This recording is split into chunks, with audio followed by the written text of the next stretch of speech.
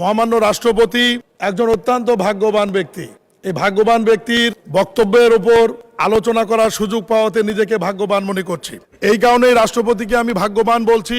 মহামান্য রাষ্ট্রপতি এই প্রথম একজন রাষ্ট্রপতি যিনি 3 ধরনের 3টি সরকারের শপথ দিয়েছেন। প্রথমত বিনা ভোটে নির্বাচিত একটি সরকারের উনি শপথ দিয়েছেন।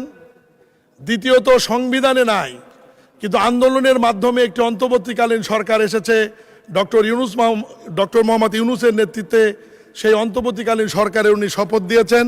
সর্বশেষ জনগণের ভোটে অবাধ সুষ্ঠু নিরপেক্ষ নির্বাচনের মাধ্যমে নির্বাচিত মানুষের বহু আকাঙ্ক্ষিত একটি সরকার, যেটি মাননীয় প্রধানমন্ত্রী জনাব তারেক রহমানের নেতৃত্বে গঠিত হয়েছে, সেই সরকারের উনি শপথ দিয়েছেন।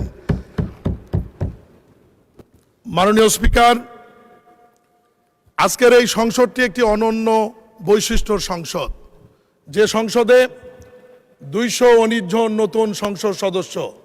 এর মধ্যে সংসদ নেতা মাননীয় প্রধানমন্ত্রী নিজেও প্রথমবারের মতো নির্বাচিত হয়ে এসেছেন এবং মাননীয় বিরোধী দলের নেতা তিনিও প্রথমবারের মতো সংসদে নির্বাচিত হয়ে আসছেন। আমি নিজেও প্রথমবারের মতো নির্বাচিত হয়ে এই সংসদে এসেছি। এই সংসদে 219 জন নতুনের মধ্যে আমাদের বিএনপি থেকে নির্বাচিত 146 জন নতুন সংসদ সদস্য হিসেবে আমরা নির্বাচিত হয়ে আসছি।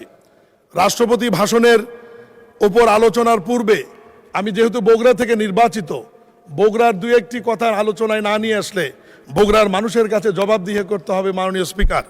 এই কারণে আমি প্রধানমন্ত্রীর উপস্থিতিতে মন্ত্রী পরিষদের সদস্যদের বলতে চাই, বগুড়া জেলা বিগত 19 বছর উন্নয়ন বঞ্চিত একটি জেলা। কারণ শহীদ রাষ্ট্রপতি জিয়াউর রহমানের জন্মস্থান, বেগম খালেদা জিয়া সেখান থেকে বারবার নির্বাচিত হয়েছে এবং বর্তমান প্রধানমন্ত্রী জনাব তারেক রহমানের জন্মস্থান হবার কারণে বিগত সরকার বিনা ভোটের স্বৈরাচার সরকার বগুড়ার দিকে কোনোদিন চোখ তুলে তাকায়নি।